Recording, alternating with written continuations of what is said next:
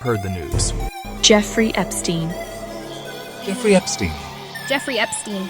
Jeffrey Epstein. Jeffrey Epstein. Jeffrey Epstein. Jeffrey Epstein. Jeffrey Epstein. Jeffrey Epstein. Jeffrey Epstein. Jeffrey Epstein. Jeffrey Epstein. What happens when a name won't let go? A tiny island territory took on a global banking giant. The lawsuit was stunning. The United States Virgin Islands accused J.P. Morgan Chase, one of the world's most powerful financial institutions, of helping a notorious sex trafficker. The claim was not a minor mistake. It was an accusation that the bank knowingly enabled Jeffrey Epstein's criminal enterprise. The suit alleged that J.P. Morgan provided the financial plumbing that allowed Epstein to pay his victims. That plumbing paid his network of recruiters. And it paid the powerful people who helped protect him. This was not just business as usual. It was a charge that the bank chose profit over duty, turning a blind eye to horrific crimes. Jeffrey Epstein was a convicted sex offender and a wealthy financier with a mysterious fortune. He owned a private island in the United States Virgin Islands. Prosecutors called it the hub of his trafficking operation. For decades, he moved in elite circles of power, wealth, influence. His web ensnared politicians, scientists, royalty. Behind luxury jets and lavish homes was a dark reality. Epstein preyed on young women and girls, building a pyramid of sexual abuse. He used his wealth to control and silence victims. The core of his operation was money. Without a way to move vast sums, his network could not have functioned. J.P. Morgan Chase is a titan of Wall Street, the largest bank in the U.S., managing trillions in assets. From 1998 until 2013, Jeffrey Epstein was a prized client of its private bank. The lawsuit, filed in New York federal court in December 2022, argued that the 15-year relationship was not passive. The United States Virgin Islands claimed the bank ignored countless red flags. It said the bank facilitated suspicious transactions and shielded Epstein from scrutiny. The government argued J.P. Morgan was a participant under the law. Where does a bank's responsibility begin and end? Banks must monitor clients for illegality, like money laundering, like terrorist financing. They are supposed to be gatekeepers. The lawsuit alleged a catastrophic failure. Internal compliance systems were repeatedly overruled. The territory argued the bank had all the information it needed. It simply chose not to act. The case will test the limits of corporate accountability. Jeffrey Epstein became a client of J.P. Morgan in 1998. He was not just any customer. He was a high-value client who referred other wealthy individuals, generating millions in fees. This relationship gave him access to service and discretion ordinary customers do not receive. For 15 years, the bank managed his complex financial affairs. This was the period when Epstein's criminal activities were escalating. He was arrested in Florida in 2006 on charges of soliciting a minor for prostitution. Despite this, J.P. Morgan kept him as a client for 7 more years, finally cutting ties in 2013. The United States Virgin Islands lawsuit focused on the bank's actions during this long relationship. The core of the complaint was that J.P. Morgan knew, or should have known, that Epstein was using his accounts to fund a sex trafficking ring. The territory argued the bank had a legal duty under federal law to report suspicious financial activity. This is a cornerstone of the banking system's defense against crime. The lawsuit detailed how the bank's own systems repeatedly flagged Epstein's accounts. Yet, for years, senior managers allegedly intervened to keep the accounts open. The lawsuit suggested that Epstein's value as a client outweighed the obvious risks he posed. The money flows described in court filings are central to the case. Epstein relied heavily on cash. Large, frequent cash withdrawals are a classic red flag as cash is untraceable and often used to pay for illicit services or to launder money. The lawsuit alleged that Epstein withdrew millions of dollars in cash from his J.P. Morgan accounts over the years. These transactions, often in amounts just under the $10,000 reporting threshold, should have triggered intense scrutiny. The complaint stated that these funds were used to pay Epstein's victims directly, as well as the recruiters who brought him young women and girls. The bank, in effect, was accused of being the ATM for his criminal operation. Banks use a suspicious activity report, or SAR, to alert the government to potential crimes. Federal law requires them to file these reports when they detect transactions that have no apparent lawful purpose or are not typical for a particular client. The United States Virgin Islands alleged that JP Morgan failed to file SRs on Epstein for years, even after his 2008 conviction in Florida. Internal bank employees reportedly raised alarms about Epstein as early as 2006. The lawsuit claimed these warnings went up the chain of command, but were ignored. The decision to retain Epstein as a client, the suit argued, was made by senior executives who prioritized the business relationship.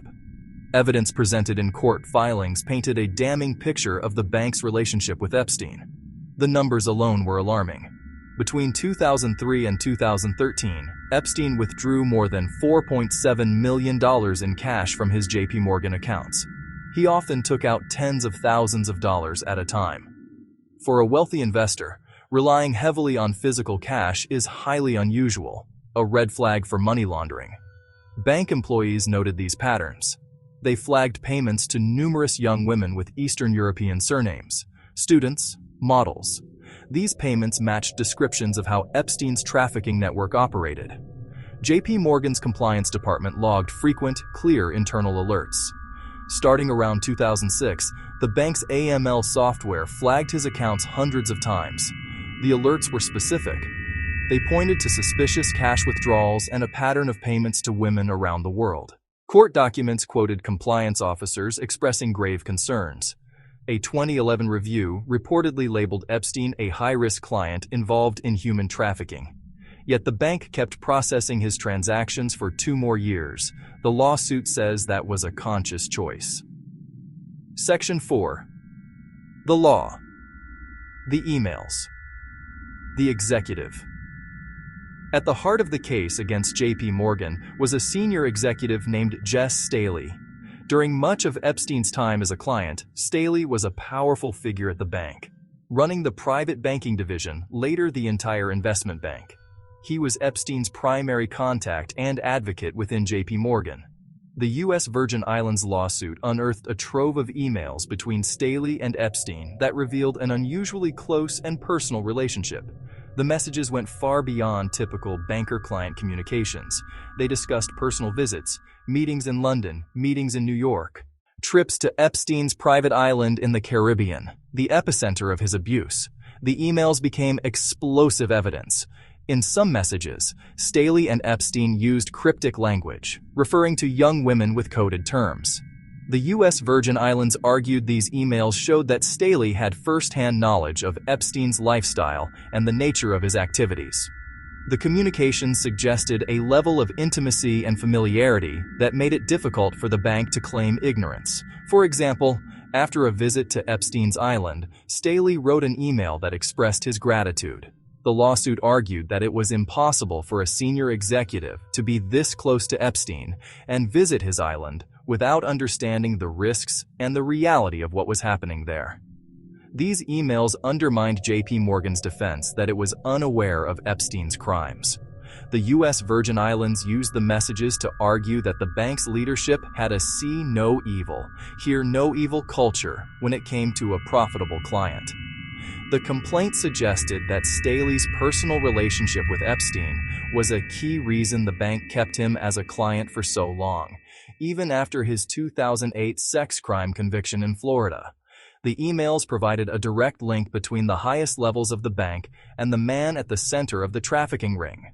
They showed that the relationship was not just a business arrangement, but a personal one, protected from within.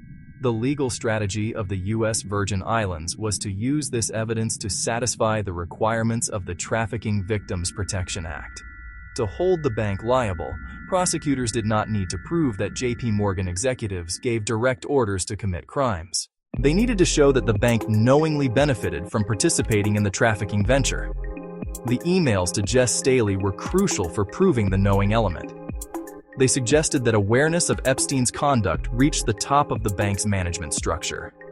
Staley's close ties, combined with the hundreds of internal compliance alerts, formed the foundation of the claim that the bank knew exactly who its client was and what he was doing. Section 5. The bank fights back. Faced with these damaging allegations, JP Morgan Chase did not surrender. The bank mounted a vigorous legal defense. Its primary strategy was to deflect blame and challenge the credibility of the plaintiff, the U.S. Virgin Islands government itself. In court filings, the bank's lawyers argued that the territory was not an innocent party. They claimed officials in the U.S. Virgin Islands had a cozy relationship with Epstein for years. The bank pointed out the territory had granted Epstein massive tax breaks and other incentives to operate his businesses there. This, JP Morgan argued, made the local government complicit in enabling Epstein's presence and power on the islands. The bank's defense went on the offensive. JP Morgan argued that if anyone enabled Epstein, it was the U.S. Virgin Islands government, which had regulatory authority and law enforcement authority over his island. The bank's lawyers filed motions asking the court to force the territory to turn over its communications with Epstein. They suggested local officials had overlooked his activities in exchange for economic benefits. This pot-calling-the-kettle-black defense was designed to muddy the waters, to portray the lawsuit as a hypocritical attempt by the territory to cover up its own failures, and to seek a payday from a deep-pocketed bank. It was an aggressive and risky legal tactic. Furthermore, JP Morgan filed its own lawsuit against former executive Jess Staley. This was a strategic move to legally separate the bank from Staley's actions.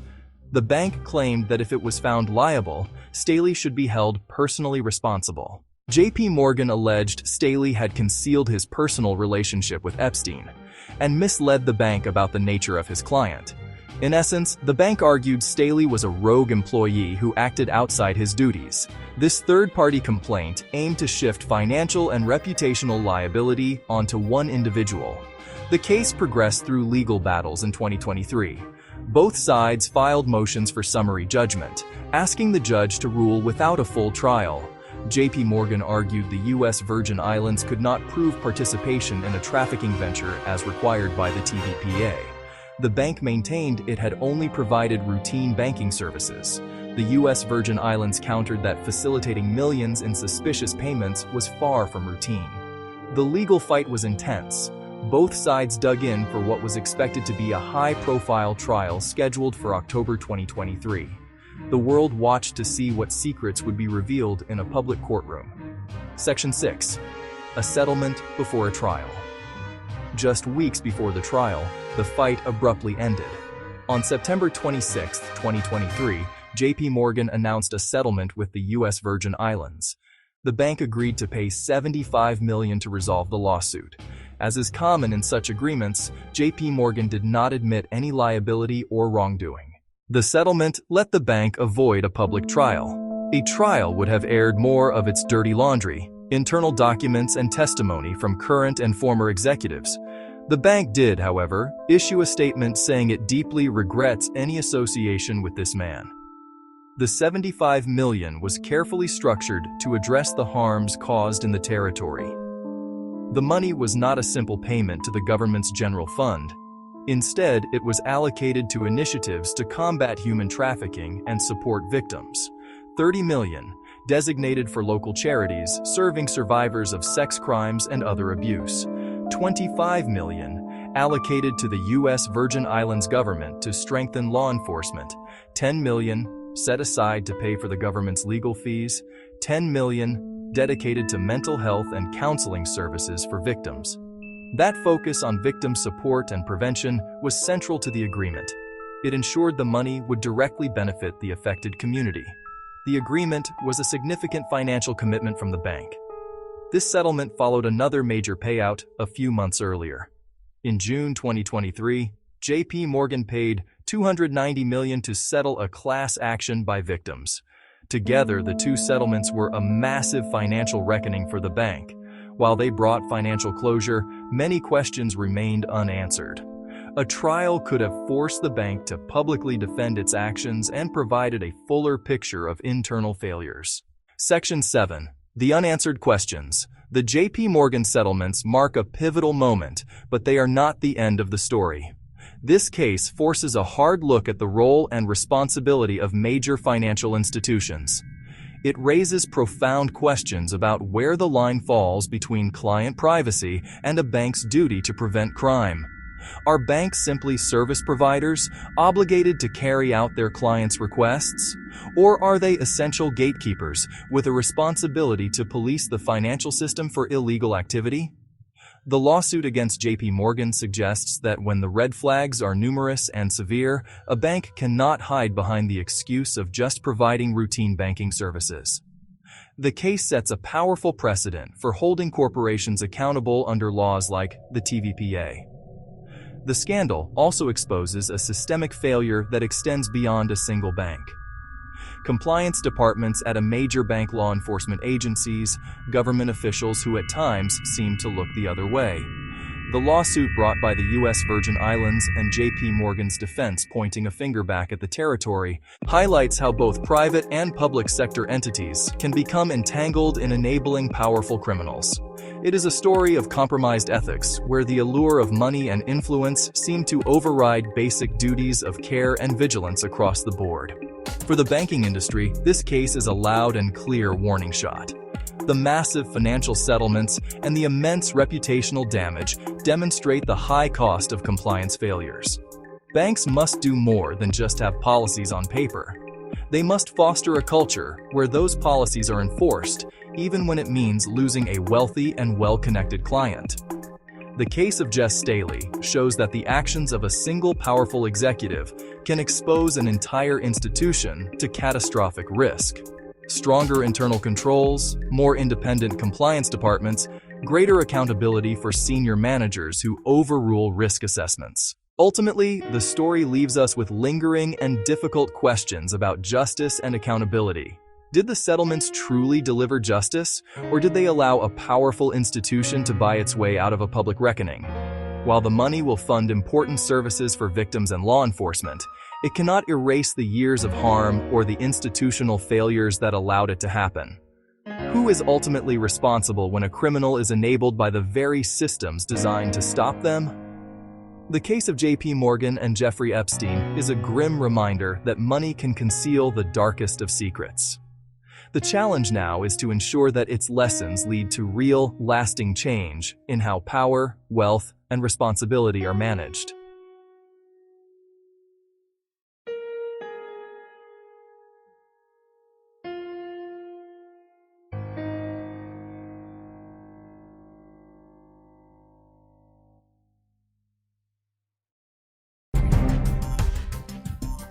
His elite circle of the wealthy and powerful on notice as thousands of damning new court documents are unsealed. They will contain the names of people associated with Jeffrey Epstein. More are expected to come out. In the last few weeks, they've linked Epstein to some very famous names and exposed some very sordid details. There are videos that exist. We've been investigating this scandal since Jeffrey Epstein's death in 2019. This is where Jeffrey Epstein served his sentence. That he can still shock is extraordinary. I won't stop fighting. I will never be silenced. As you'll see, this monster's tentacles continue to reach from beyond the grave.